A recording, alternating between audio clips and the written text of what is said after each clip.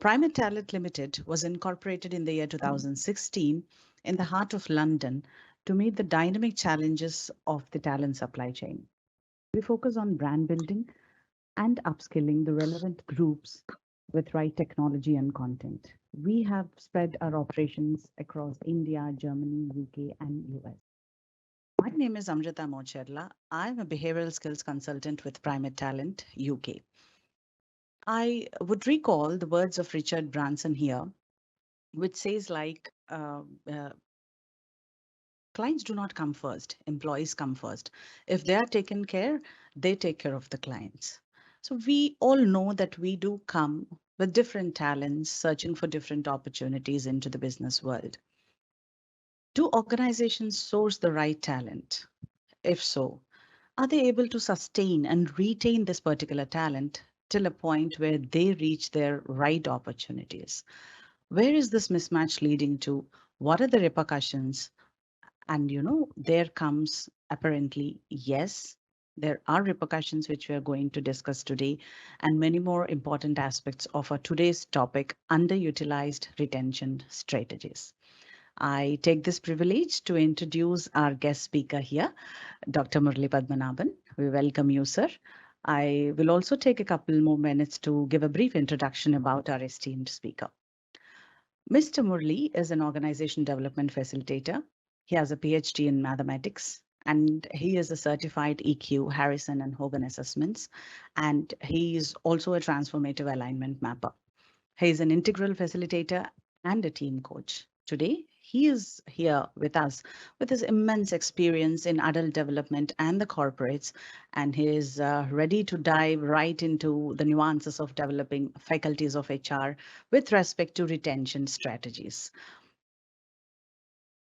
Good afternoon, sir.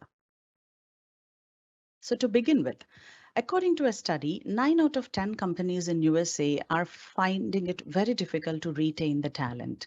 Why is there a difficulty here? Um, so before we really look at the difficulty, I'll just kind of step back a bit and give you a sense of what is actually happening.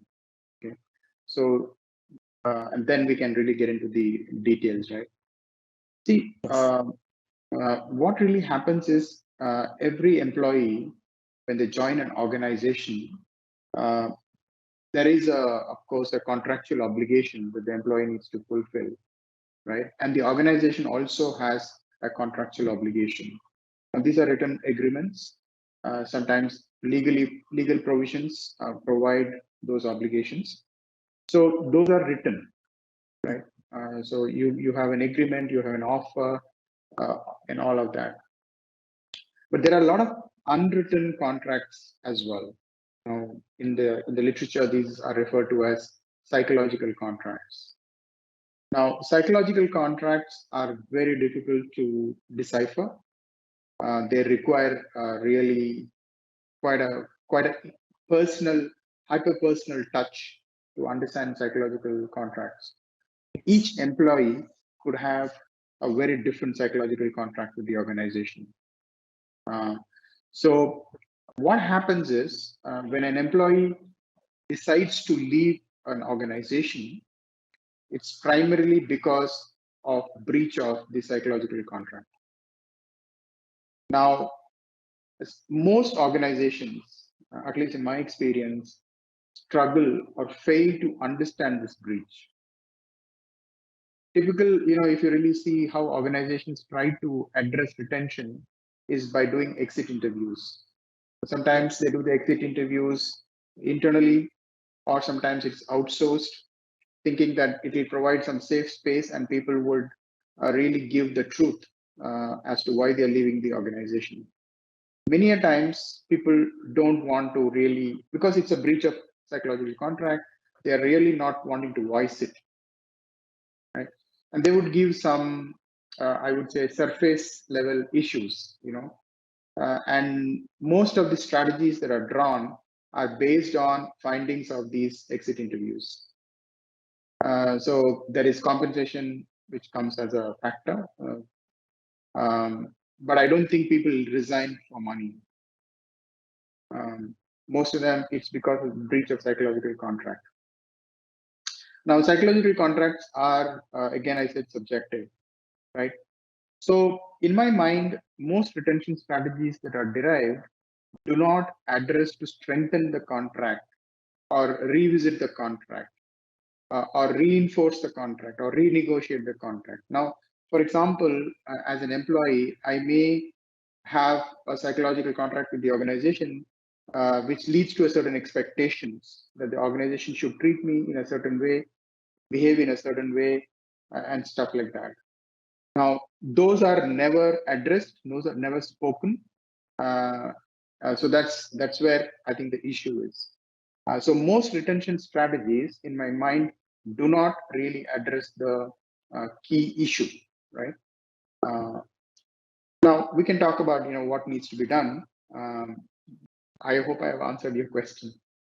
Yes, in a way, definitely yes. And this definitely a psychological contract, whatever you're talking about, is the right solution, maybe most of the times in organizations. But how do we measure its success? Let us say, for example, they have realized this and started implementing such a psychological contract, consciously working towards it. What are the parameters that define the success of this particular tactic or strategy, whatever we may call it? Yeah. So I won't. Um, this is, like I said, it's very subjective. It's very difficult to. Each person will have a very different contract with the organization. So I'll just give you some examples, right? If you join, at least in India, if you join a government organization, there is job security, right? Now, this Yes. is nobody guarantees, nobody says that you have job security. So if I'm seeking job security, I join a government job, right? So I work for 40 years or whatever, and I retire from that organization. Now, this is an unwritten contract, okay? Yes. So what really happens is that, let's say for some reason, government has to make certain positions redundant and has to let go of employees. Now you're letting go of some employees, that's fine, but rest of the employees who are staying back, their psychological contract is breached. Yes. Now what they think is, oh my God, if it can happen to my colleague, it can happen to Can me as happen well, to me. right? Yes. So it's better that I look for a job immediately and start, finding a space, safe place where which can guarantee me some job security, right? Now that's what happens. That's the breach, right? So one of the ways to ensure that the psychological contract is renegotiated and it's reinforced is by having conversations, right? And that's where I think HR plays an important role of having this employee connects, trying to reinforce what the brand promises and if that is being met or not, right? And that's a conversation. And in case you find, if the HR teams find that most employees are feeling that Mhm. the brand promise is not being met, is not being kept, I think it's an organizational intervention that needs to happen, right? Yes. So that's what happens. Now, another place where psychological contract is breached is when values are violated. Organization values are violated, and sometimes um, people who violate the values are, you know, are not reprimanded, right? Yes. They just continue in the organization. So then it seems like these values are not important anymore. So nobody would say Yes. this, nobody might voice this out, but they will quietly say, "This is not a place where I want to work," right? And Yes. I would leave. So these are some incidents that can happen, and it's not that it will happen across the organization. It could be an individual's experience, for example, right? They profess value of respect, Mhm. and my manager doesn't treat me respectfully. Yes. So then I say, okay, this is not a place for me. I resign and move on. So I think that's where that's the important issue. So this needs a slightly different strategy. It Mhm. needs constant connect with employees, constant pulse check with employees. One other issue most organizations have is they do an engagement survey. Now, in the engagement survey, this is done point in time, Mhm. right? Now, it's the surveys don't really give you the sense the employee has. It's momentary, right? In that moment, and it doesn't give you any, I would say, insightful data, right? Yes. So my personal view is conversations are important, especially in the current day world where everything is automated. You have really, a lot of technology that's being used. So I'm sure HR team members would have more bandwidth to really engage and connect with employees to understand, how their experience of being in this organization is, what can be done to enhance their experience in line with what the organization's promises, right? How are those promises kept? That's the simple I answer, but I know it's difficult to do. Yeah. So I observe that, this is a bit of contagiousness there here, whatever in the psychological strata we are talking about. And we have to be really cautious when proceeding with implementation of such schemes. You're right. You have arrived at the right place, which I wanted my next question to be there. I have read some, a report by Gartner that 52% of the employees who have recently served the notices could have been saved from going out of the company.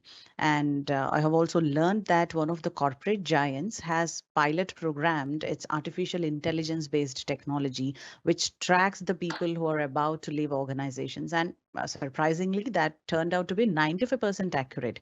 So, can you say that whatever, going by this artificial intelligence or predictive analysis, the technologies of HR, which are existing now and many more coming, can we merge these two, the psychological contract and the technological advancements, whatever? Do you see a possibility for such happening in future? Yeah, it is possible.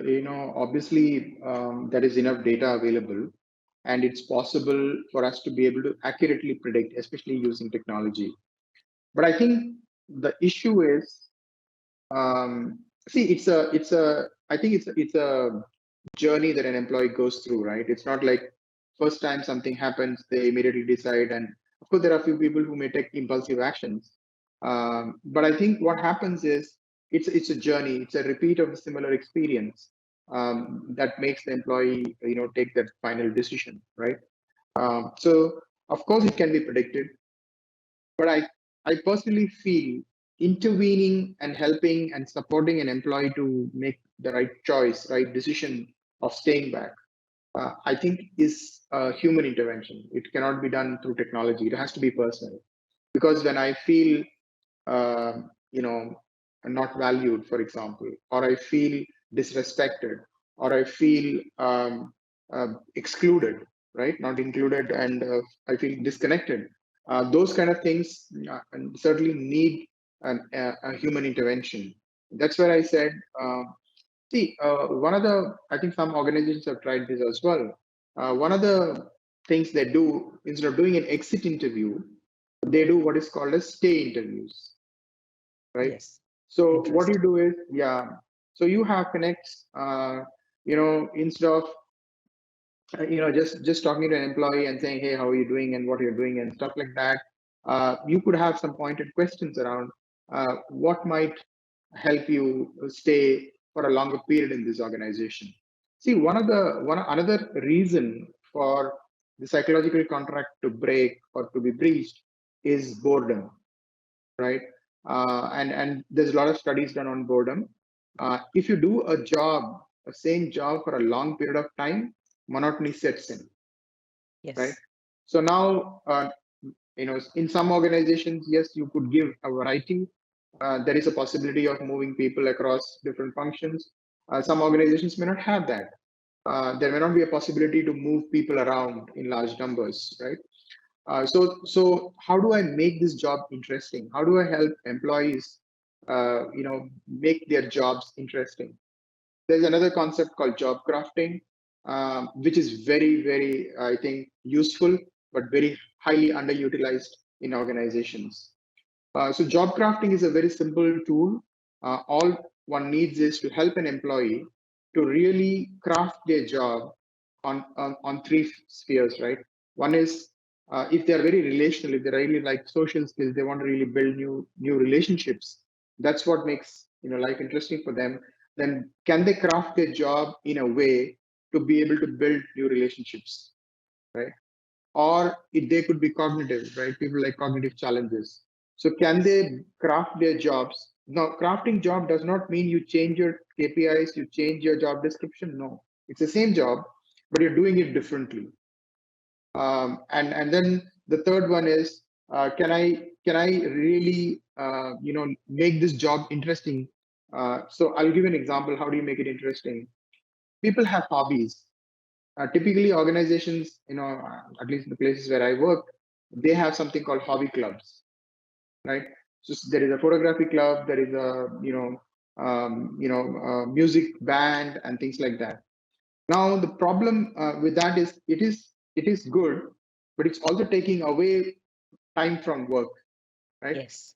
So the question is, can the same enjoyment of taking a picture, taking a photograph, be brought into the work, whatever work you do? It could be, serving at a restaurant, or it could be, doing some monotonous routine work, right? So, what passion do you live when you are photographing, right? Can you bring the same passion back into your work? What does it mean to do that? So, maybe people think that it's very difficult to do that, right? In fact, I was coaching somebody. This person is a nature lover, Mhm. and he's a cybersecurity. So his job is to ensure that there are no security violations that happen in the organization. Right now, it's basically like a security guard, right? So they're checking and monitoring all that. So this person says, "How can I? What's the connection? How can I connect my passion with this?" So then we discussed, and he came up with a brilliant idea. He said, "Okay, whenever there is a breach, there is a punishment, right? You have reprimands, you serve, there's a HR gives Yes. a notice, and some people are asked to leave the company depending on the breach and all of that, right? So, so I said, okay, so what do you want to do? He said, what I can do is, at least for the smaller offenses, I would ask them to bring a plant and plant the tree in our office, and we will put it's planted by somebody so and so so and so so and so, right? Now one is we are growing trees in the organization. I'm able to kind of live my passion of being a nature lover.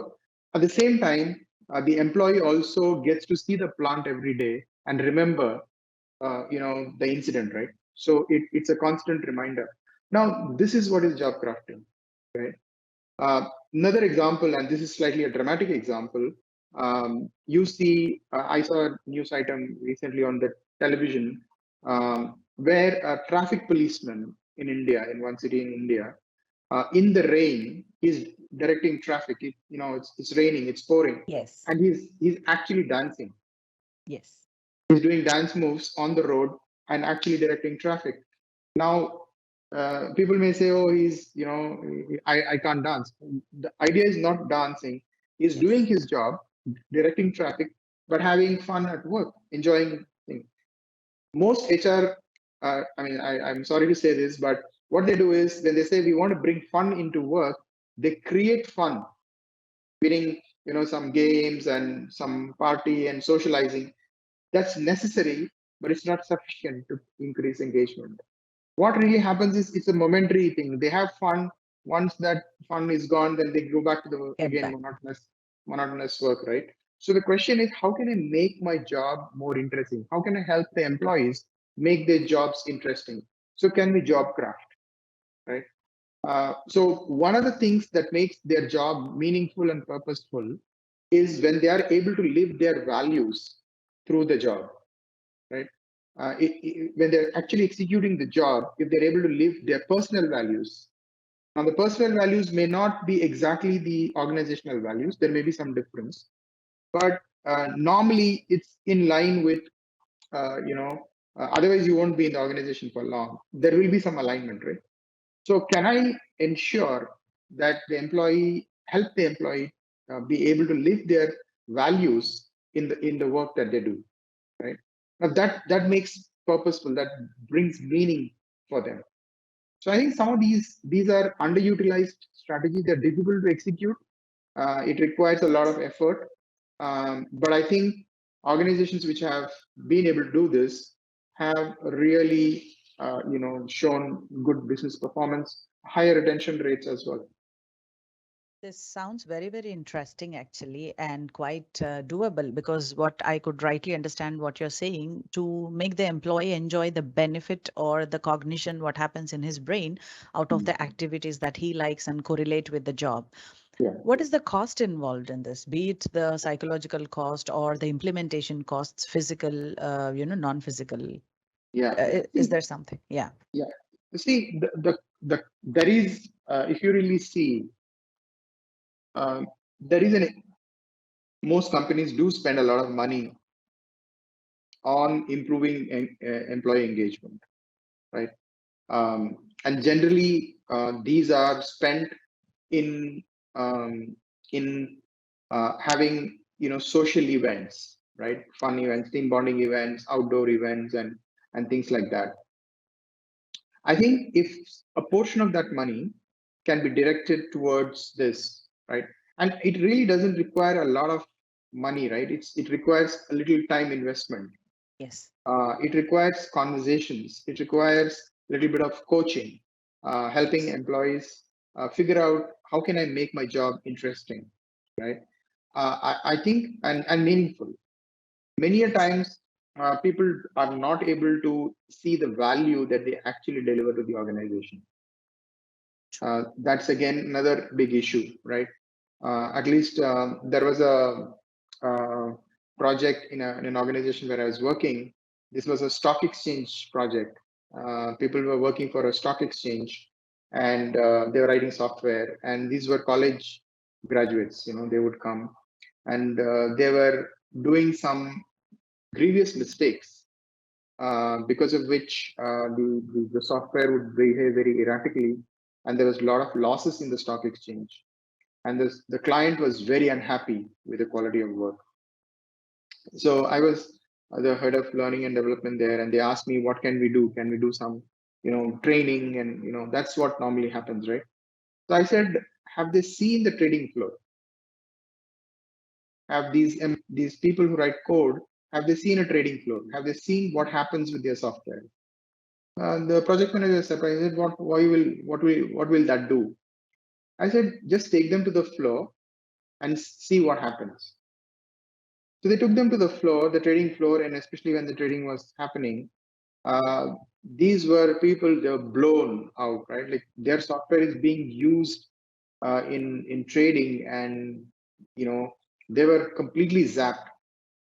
They never knew that the code that they have written was producing this kind of results. So that then came the seriousness. They were very, very serious. They took high responsibility. The entire defect rate dramatically dropped. Wonderful. Right. So the question is, even in any service organization, people don't really understand how they are delivering value. Right. And of course, there is this famous anecdotal story. I don't know how far it is true, but the story keeps going around, right? There was this reporter who was interviewing scientists at NASA, right? So he went and he was interviewing people, and what you're doing and all of that. And then he goes to the washroom, and there he sees the janitor. So he says, okay, let me ask this person. He's also a staff here, so let me see what he has to say. So he says, what do you do here? So the janitor says, I help people put satellites and rockets in the space. They said, how can a janitor do that? So everything that an employee does in an organization actually adds up to whatever the organization is doing, right? So if you're able to really see that connection, if they're able to see that connection, then they see purpose and meaning. Now, not everybody will be able to see this. It requires conversations. It requires, so there is time that needs to be spent. And I think HR, if HR bandwidth is made available, right, to have conversations, and have those truly being an employee partner, right? Trying to understand the employee, help the employee, figure out all these things, then I think the retention will be much, much higher. I could sense the wow factor in both examples that you have given right across the screen, and I could only imagine what the real people in the real world must have gone through. Of And course. definitely, that's a buy in for anybody, whenever they feel that belongingness to the end product, whatever it's coming out of their hands. Also, a survey, when we talk about UK as such, 88% of the workers have found out or expressing their views that we would definitely continue in the same organization provided the company supports us to grow vertically in that role or in the channel. And when you were saying they most often fail to understand what is the kind of contribution they make, where is this leverage happening? Do organizations have to spend on personal professional development of these employees apart from aligning it with a goal? Do they have to invest in professionally fostering these individual employees? Yeah. So I think it's a good question. Again, I think so. Growth can mean different things to different people, and it's very cultural as well, right? There are cultural nuances to this. So, for example, in the Indian context, growth probably means more income, more responsibility, more a higher designation. That may not be true in every culture, right? In Yes. other cultures, it might mean that more complex work, deep technical expertise, right? Being seen as an expert in that area, or being an inspirational leader, right? A leading from the front. That's what I want to grow into. So each employee would have an aspiration, right? So the question is, if we if the organization is able to instill that hope that your aspirations, your career aspirations, would be met in this organization, then people will not really think of leaving the organization, right? Their career aspirations should be met here. Now, what could possibly happen is, again, it depends on the way the organization is structured. Sometimes positions are not there, sometimes the business itself is faltering, and there are not so many opportunities within the organization, right? Now then, it's very difficult. But if the organization is doing well, and if it's growing, uh, then can we really help employees meet their career aspirations within the organization, right? What does it mean? It's possible that people may want to move horizontally, move to different functions. People may want to grow vertically within their work area that they're in. So how do you enable these movements? It's not just putting a policy in place. Policies are needed, but the question is, how do you enable that, right? So if somebody is making a horizontal movement, what kind of enablement are you providing? uh, so some organizations send them to to management schools, to probably to get deep knowledge, functional knowledge. Then they put them as a shadow. Then there is also probably a mentor or a coach assigned to them. So there is an enablement process. But if that is done, that requires time and money and effort, right? If that is done, the employee is assured that their career aspirations are going to be met in this organization. Then I think they would stay. They would not go, right? Yes, definitely. And you have addressed about the employee engagement in their hobbies and, something which their interest matters. But talking about the real employee engagement in the actual work they do and the productivity per employee, it has been found that UK loses 70 billion pounds annually because of employee disengagement and not giving their best to the companies. What policies or strategies can organizations do to enhance the existing talent, so that they give their 100% or more than that and not Yeah. compromise on their delivery? Yeah. See, according to me, it's a very simple answer to this question. Just make work more engaging and meaningful, right? Yes. Now, how do you do that? I talked a few things. Job crafting is one. Yes. Uh, make the work more aspirational. Make it more, solving new challenges. Involve employees at all levels in trying to solve some of the sticky issues that plague the organization. Right. What does make work engaging mean? Obviously, it has to be interesting. I need to find the job interesting, right? So one strategy we talked about was job crafting. Job craft. Yes. There is another way of making the work more interesting is by providing variety, right? So is there a possibility of bringing variety and novelty to the work, right? So can that happen, right? Then we talked about career options and horizontal movement. Variety can be Yes. brought by, you know, somebody who's in operations moves into HR moves into finance moves into something. If that kind of a rotation is possible, do that, right? Uh, Making it meaningful. Uh, People find meaning when they're able to live their values at work, right? And again, I talked about this also in my the previous answer to the previous question. So can you really help employees first of all discover their values, right? And then see what can be done to help them to live their values at work, right? Yes. And this is a constant. This is a question, and this needs to be asked. This needs to be discussed. There needs to be a conversation around this. So that's one. The second thing is most people would like to really contribute to a noble cause, right? And many a times organizations do engage in corporate social responsibilities, provide avenues to volunteer, right? These are some of the ways that they're able to find meaning. Now, when they so sometimes organizations view this as away, time away from work, right? But if they are really interested, if this is a cause that they are really motivated to contribute, they would make time. Employees make time. When they do that, there is a positive effect, right?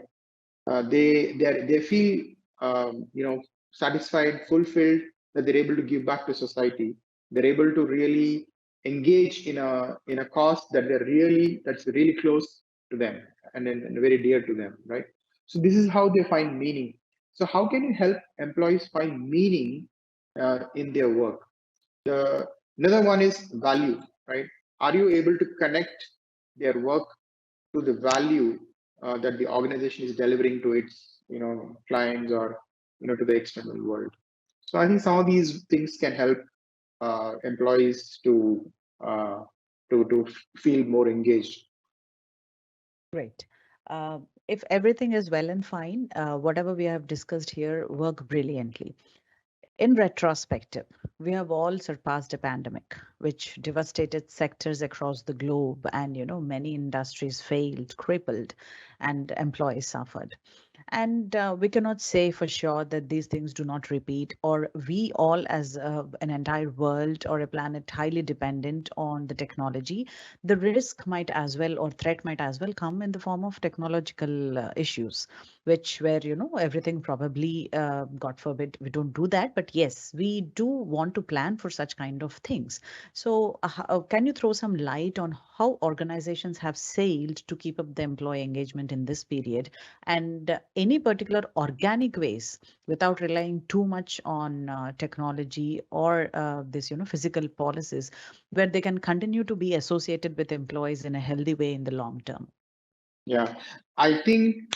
I mean, this is again anecdotal. I don't have data, um, but my experience has been that um, the ideas of employee engagement, right, were dramatically questioned during the pandemic, right? So the idea of having a social get together, idea of having fun at work, idea of going for a party or socializing, those are needed, those are necessary, Yes. but they're not sufficient, right? So those were put to test. Now you had no opportunity when you're in a lockdown, you're locked up in your own homes. You had no opportunity. Of course, people found creative ways of connecting. So there would be, lunches. Everybody brings lunch from their home. They're on video and everybody's eating. That's one thing. But I don't think that really helped in terms of building the bond, right? Some data also we have is in terms of employees who have joined during the pandemic, who have never seen their colleagues, who have never been to the office, right? They are most vulnerable because they really don't have the sense of belonging. So the question is, how do you really create spaces for conversations, right? In a virtual world, and how can we have, I would say, a very open, transparent conversation, right? One of the things that we did in the organization where I was working earlier, was to have open conversation, agenda-less, meeting, right? So we just have a conversation around how people are coping, what's happening, what could we do differently, and things like that. So a lot of things really opened up, and people were able to express themselves very openly. True. Now, unfortunately, what happened was this was not done in scale, right? Because you can't have very open, intimate conversations in large groups. You need to Yes. be having small group conversations, and it has to be facilitated. Um, and Yeah, so those are some of the techniques that can be done if there is a pandemic. And I think whether there is a pandemic or not, uh, the way we are going to work has changed and will change. Yes. People are going to look at this hybrid model. So you are not going to be in the co-located physically in one Yes. place. You will be working remote, and there will be some people working from office. So collaboration across, needs to be really high. That whatever meet you are telling sounds like a great stress buster. Whenever we get on a call, we have that pressure of performance, pressure of Correct. accountability and all. That seems like a very, very good idea that we can follow in future. So many of the employees also have presented that in the survey that we had recently. The issues start right from the onboarding time, that they have missed a lot of information, and maybe a lot of misguiding happened there, and there are surprises which they do not want they do not want to see once they start their job. So is there any kind of quick fix for this, or prescribed way of a healthy onboarding process for bringing in the talent? Yeah, so I think onboarding, like I said, is a very important or first step in establishing that psychological contract, right? Yes. In fact, I believe in you are introducing the organization to a new hire, right? So when you're doing that, it's important that we say what we do and do what we say. So otherwise, you say something and then there's something else happens. There's a trust that's broken. So it's important that onboarding, many a times, I think onboarding is done in a very mechanical way. It's done in a way like checking the box. These are the information that people need to know. But good onboarding programs provide information constantly at the time when an employee needs it. It's not given in one shot on day one. It can be very overwhelming, uh, Yes. but it's introduced in a way that as and when the employee needs that information is provided, right? And once they know where to find the information, once they have the information, then they're good to go, and they become, they get True. inducted. So onboarding has two parts to this. One is, I would say, just coming on board, getting all the necessary information that's required for me to do my work, right? That's one. The second, and it's a slightly longer process. The second part is getting integrated in the organization, right? So, which means I have a sense of belonging. I build new relationships in the organization. Apart from my team, I interface with a lot of other teams. It could be finance, it could be HR, it could be operations or support groups that I work with. I build relationships, right? So those are also very important. Many a times these are not taken into account. You know, uh, so I believe that integration is a key piece of getting an employee onboarded. During the pandemic, I think the integration part was very weak, and primarily because we were not located in co-located, we were not able to meet people in person and stuff like that.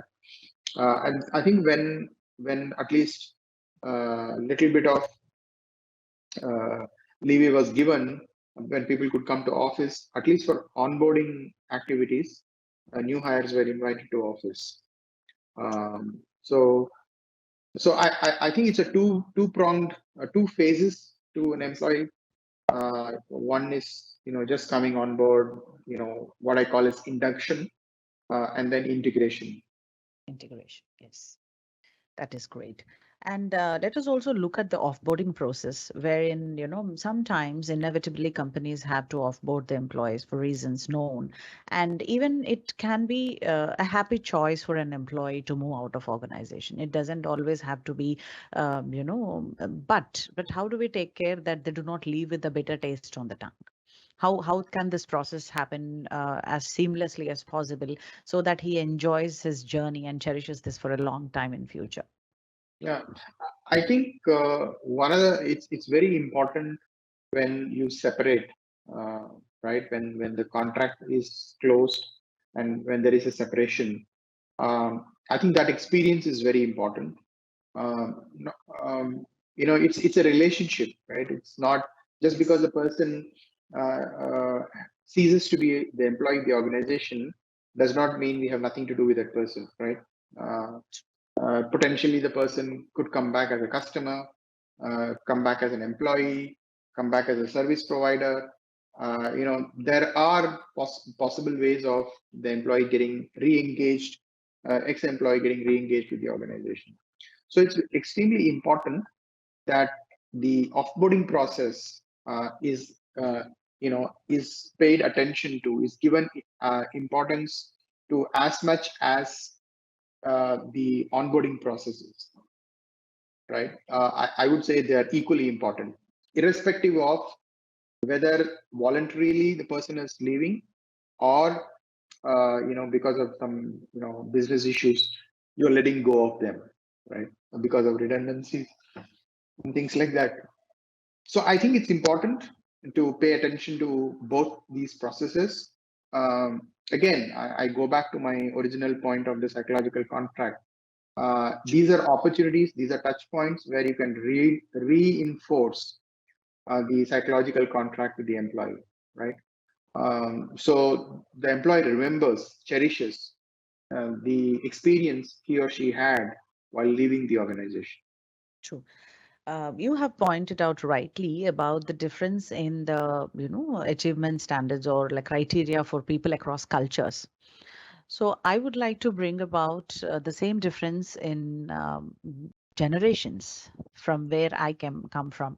We had a certain perspective of doing a job and having a career, and the last 2 3 generations who have come after us, they're entirely different. They're very materialistic, and they have a different perspective as to what benefits they get out of the organization.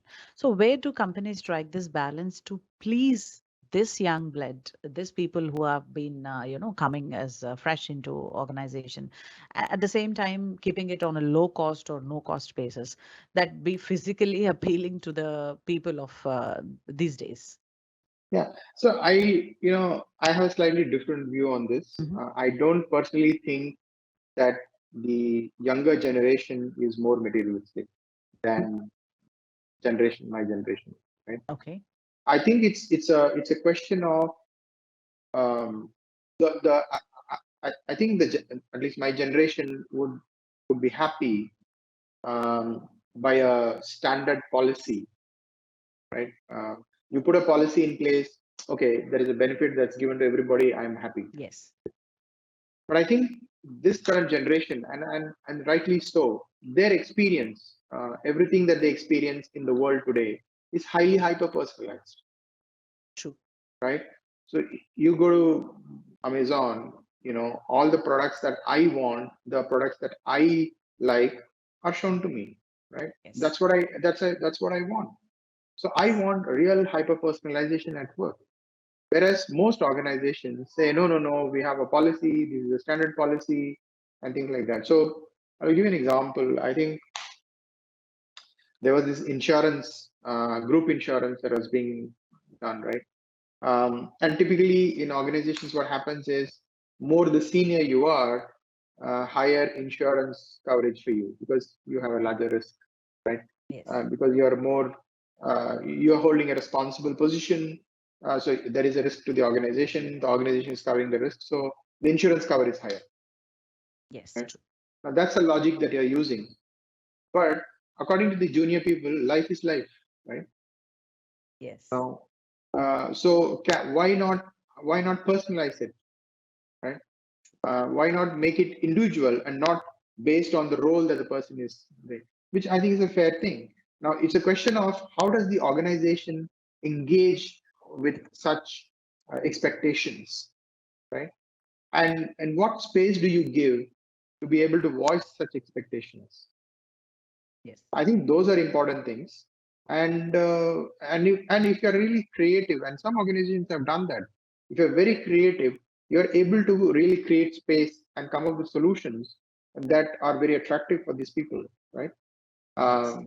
So I think what they're really demanding or what they're really wanting is the similar experience that they get outside the organization versus what they get inside the organization. Inside that. So hyper personalization it is. Wonderful. And that was very brilliant to, have come across different viewpoints, which you have reiterated with your experience. And I would like to take a few questions from the audience. Sure. Okay. Yeah. So, yeah. Please. So the forum is open now for questions. We request you to put in your questions. Yeah. So we have a question here. What are the Mhm. top ways to invest in employee development?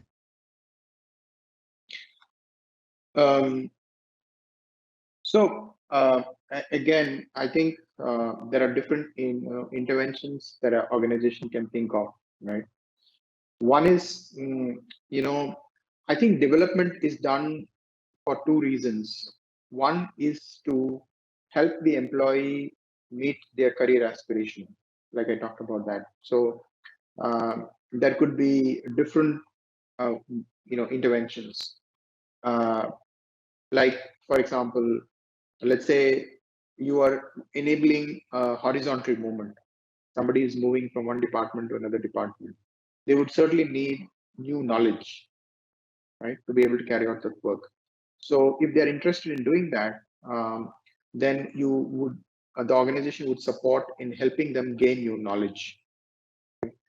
Now, just by having knowledge may not help them because they would have already had some experience and they would expect to do the job at a certain job level, right?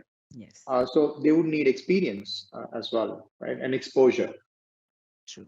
So my view is if you can really look at the interventions on these three E's, which is not a new thing, it's already a lot of work has been done on this: education, experience, and exposure.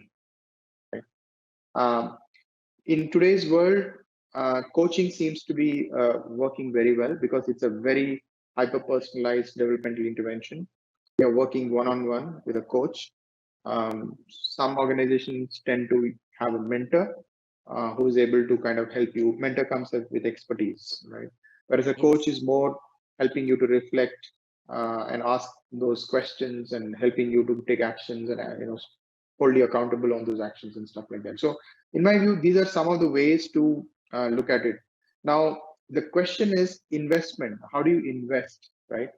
Uh, the investment depends on what kind of aspiration the employee has.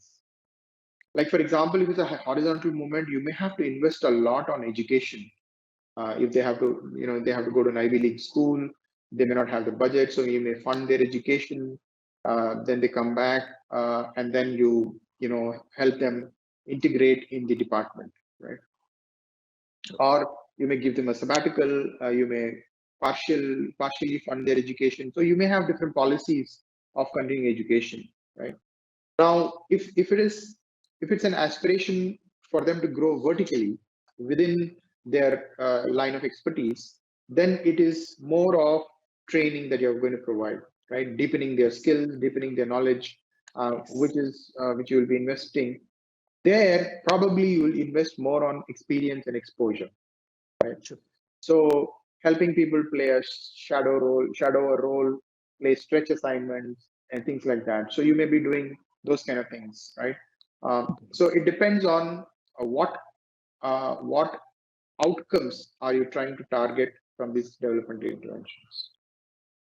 Understood. So the next question goes like, do engagement surveys and exit interviews serve no purpose at all? Exit interviews, I personally feel, I mean, this is my personal view. Engagement surveys do not, um, actually give you data. Yes. I'll kind of um, corroborate what I'm saying, right? Gallup publishes engagement data. When you look at Gallup data, it's only 20% of employees, roughly. It varies every year. But if you really look at the trend, it's only 20% employees were engaged.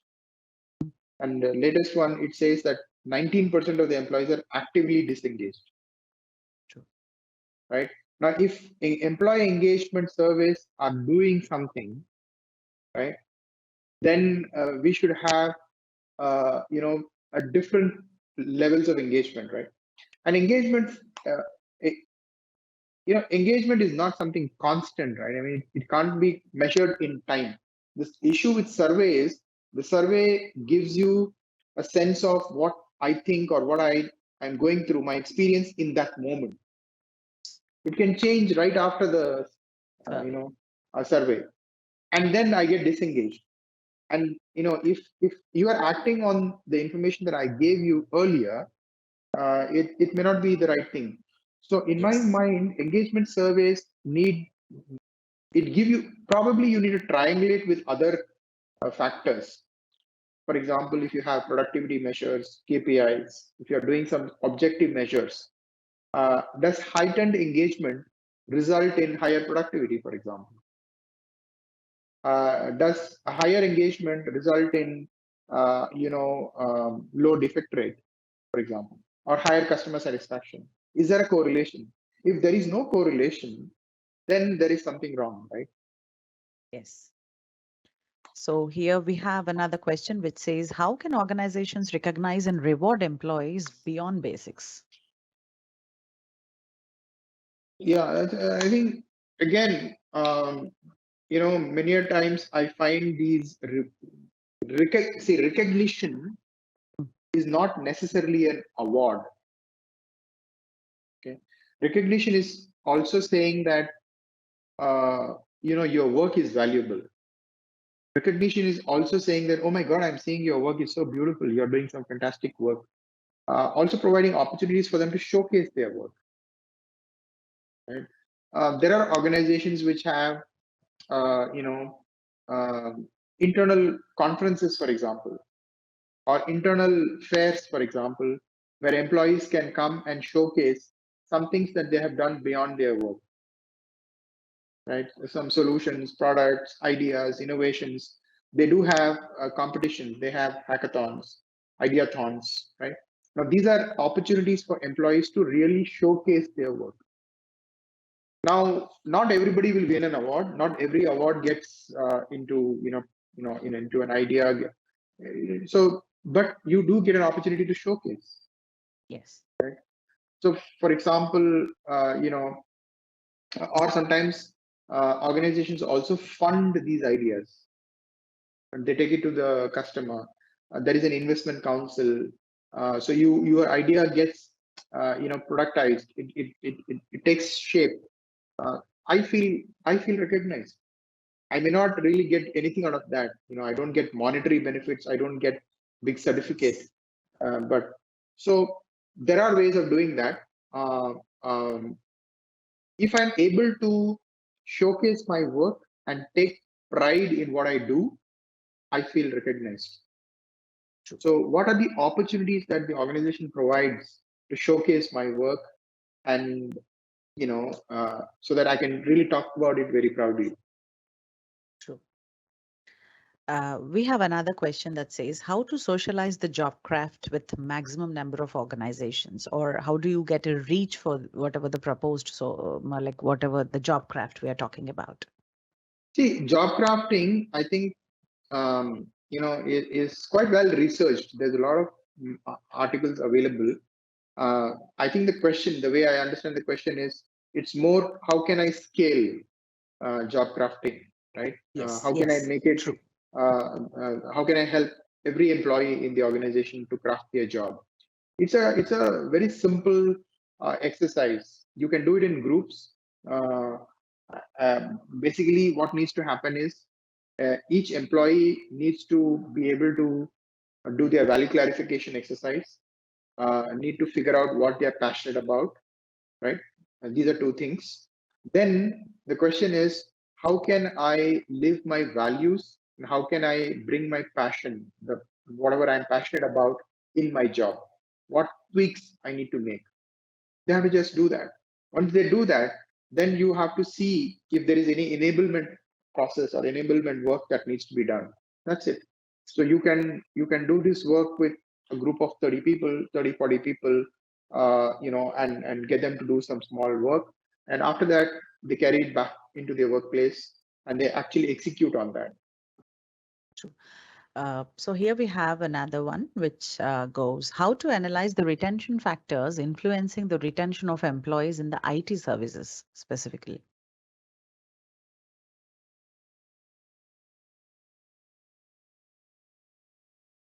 Retention factors. So one of the ways, of course, this is a very broad question. It's very difficult to give specific answer to this. But I think one of the ways to do that is to do stay interviews. Okay. Because each organization has, will have its own cultural nuance, right? I mean, it has a very different. So the question is, how do I know? For example, there are a lot of tenured employees in the organization, right? And there are new hires. Now, how do you create an opportunity for the tenured employees to share why they stay in the organization, why they have spent so many years, what made them stay for so many years in this organization, and what are they looking up to in this organization, right? When people talk about experience, when they are emotionally connected to that experience, then it helps them to see the rationale, right? Stay interviews are certainly helpful. It's very easy to do that. That will certainly help you reduce attrition and help you increase retention. And what you could do is you'll get very good data. You will get data which is actionable, which you can take action, proactive action, right? And ensure that employees are fully engaged, productive, contributing to the organization, and are being valued. So here comes the end for a very insightful session with you. So to summarize, all that brilliant propositions that you have given, like job crafting and making employees relate to their aspirations, making them realize their value contribution to the organization. And, the policy-based organizations, like I still remember how even after resignation, if you fall under that particular recruitment batch, how you get to enjoy the policies right from that time to the hyper personalization to suit this trends and generations. It was quite a wonderful journey for the past 1.5 hours. And it was brilliant associating with you. And if we are not able to answer any of the audience questions, we would request you to send mails to info@primatetalent.com and we would take care to answer the same. Thank you so much, Dr. Murli. It was indeed a great opportunity interacting with you. It was a great learning for us all. And I hope all the things what we have discussed get to see the light of the day on a larger scale, and they reach their implementation phase, improving the employee success, or let them have that satisfaction whatever they're aspiring for. Thank you so much, sir, and thank you everybody who has been with us for the past 1.5 hours. Thank you. Thank you, Amruta. Thank you. I really enjoyed the conversation, and I'm looking forward to staying connected with anybody if they really want to, take this conversation forward. I'm more than happy to have the conversation as well. Thank you. Thank you, sir. Thank you all. Thank you.